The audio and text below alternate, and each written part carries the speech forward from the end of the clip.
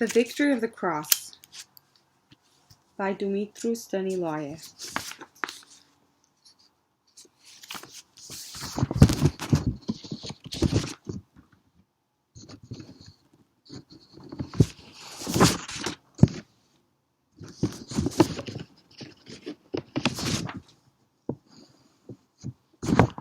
First part. The Cross Imprinted on the Gift of the World.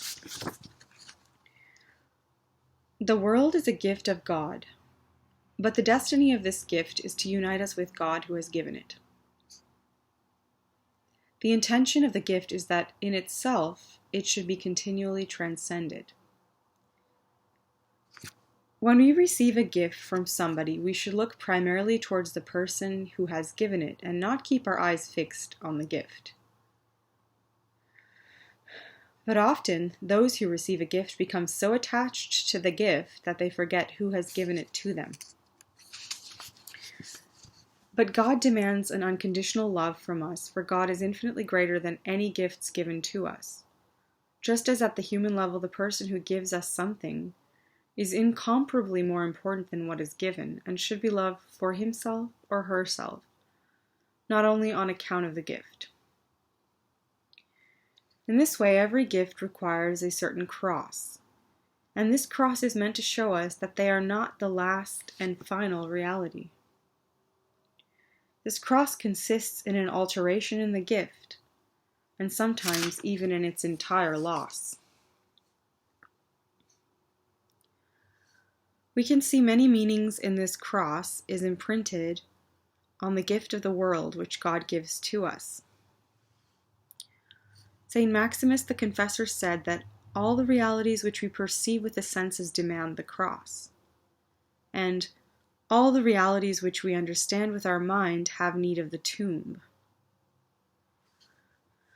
To these words of St. Maximus we can add this, that in our fallen condition we feel the dissolution of the present world and of our own existence as a pain, a suffering. Feel it as a sorrow because we have bound the affections which form part of our very being to the image of this world which is passing away. This attachment to the things of this world is felt particularly strongly by those who do not believe that there is any further transformation of this world after the life which we now know. The Christian, however, carries this cross of the world and of his own existence, not only more easily, but with a certain joy, for he knows that after this cross there follows an imperishable life. With this faith he sees the world as crucified and dead to him, and he and all his tendencies as crucified and dead to the present world.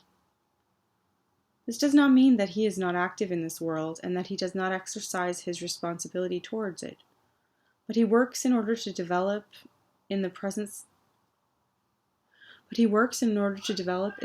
state of the world, destined as it is to dissolution and death, the germs, the seeds of its future resurrection. He longs that this world, and his own existence in it, may be crucified as Christ was crucified.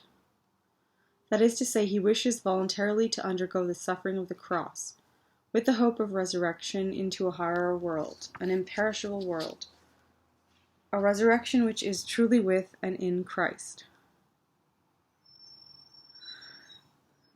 The Christian does not see the transitory nature of the structures of this world and of his own existence as leading towards a crucifixion without hope, or as moving towards a definitive final death. He sees this situation and lives it, anticipating the crucifixion at its end with hope, the hope of a higher and unchanging life.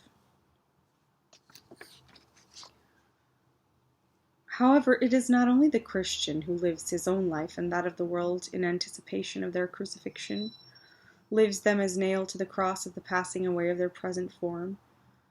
Everyone inevitably does so, for everyone knows that those we love will die, and this certainty introduces a sorrow into the joy of our communion with them. Everyone knows that the material goods which one accumulates are transitory, and this knowledge casts a shadow on the pleasure one has in them. In this sense, the world and our own existence in it are a cross which we shall carry until the end of our earthly life.